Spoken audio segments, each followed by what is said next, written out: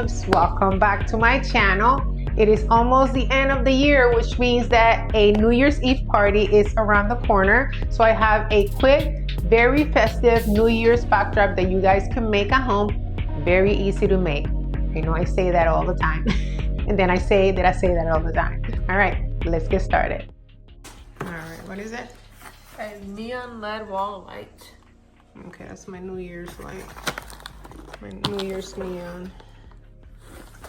It's small. It's always small.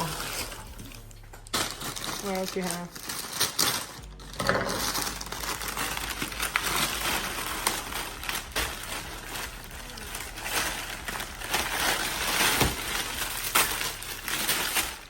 Fringe and orbs.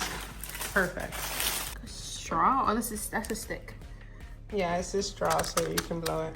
Should I open it or not?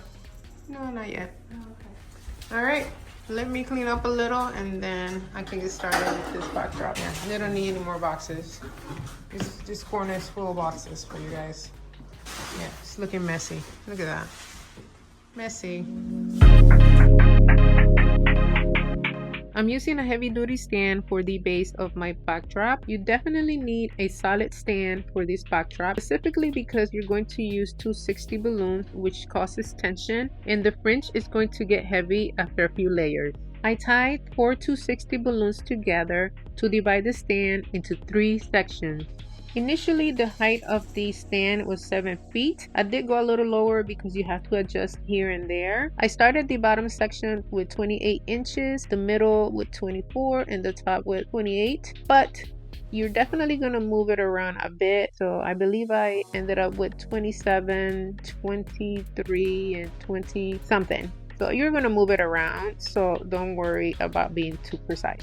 For the first layer, I'm using fringe curtains because I want the bottom layer to be very, very long. Pull the adhesive protector and then you're going to wrap the 260 balloons and use the adhesive to go ahead and secure it on top of each other. I use 5 layers so it will get a little heavy, but I did that because I don't want to see through the background.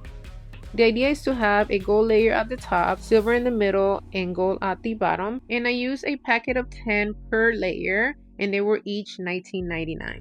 I was very pleased with the adhesive from the gold fringe. It was very strong and there was no need for me to add any tape or anything like that. But make sure when you pull on the curtains to do it very delicately because they break pretty easily. Also, when you're almost done filling in the middle part, don't forget about the leg. Make sure to wrap a little bit of fringe over them so you can hide them.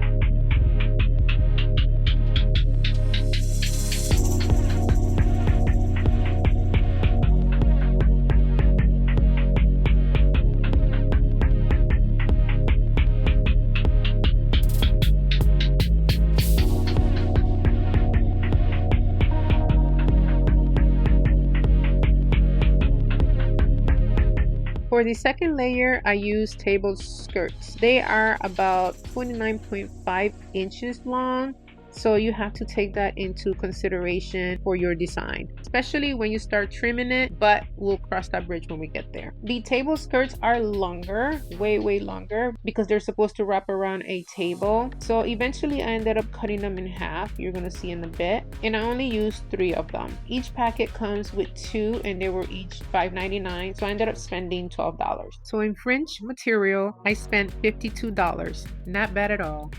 Now, on the other hand, the adhesive on the silver fringe was weaker, so I did have to use tape to make sure it will stay secure. Make sure to cover the leg and then you'll be good to go with the second layer.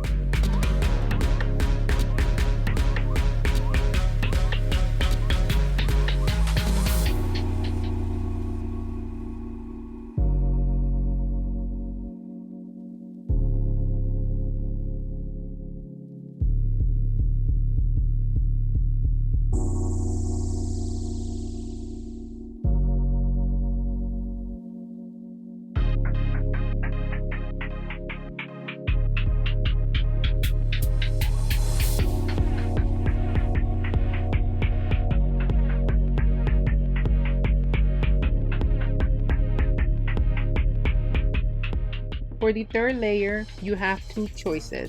You can use the table skirt, but that's gonna give you a straight design. If you want to have a unique design, then you need to use the curtains. I decided on the curtains and cut them to 35 inches long, but honestly, it wasn't long enough for the design I had in mind. So if you want to cut a super cool design, then I will make the curtains at least 45 inches long.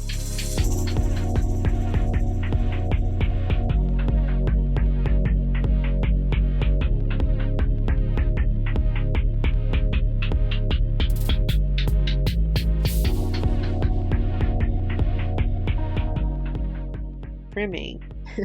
This is the fun part. Now, here's the thing. If you haven't cut hair before, or if you haven't done this before, I would suggest looking at a lot of Pinterest pictures and getting an idea and really marinating in it, and probably even try to practice on paper because it is kind of difficult. I've done this a few times. My problem with this one is that the fringe wasn't long enough. Just get a little practice in before you do it, because if not, you got to start all over.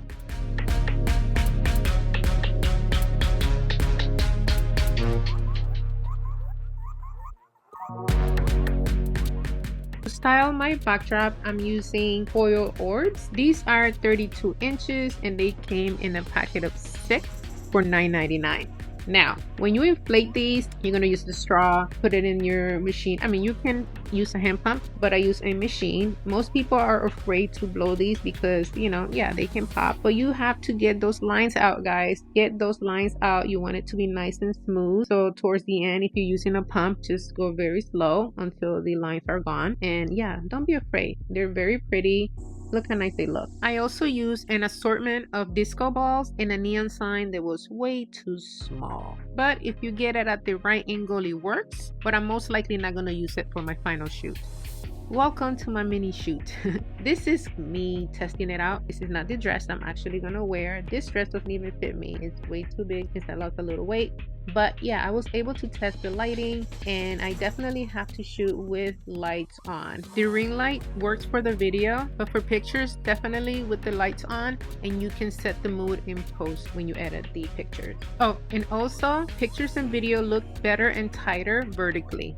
All right, guys, this is it.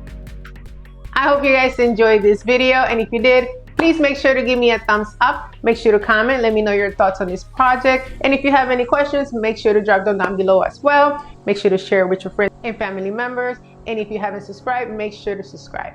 All right guys, until the next video, bye.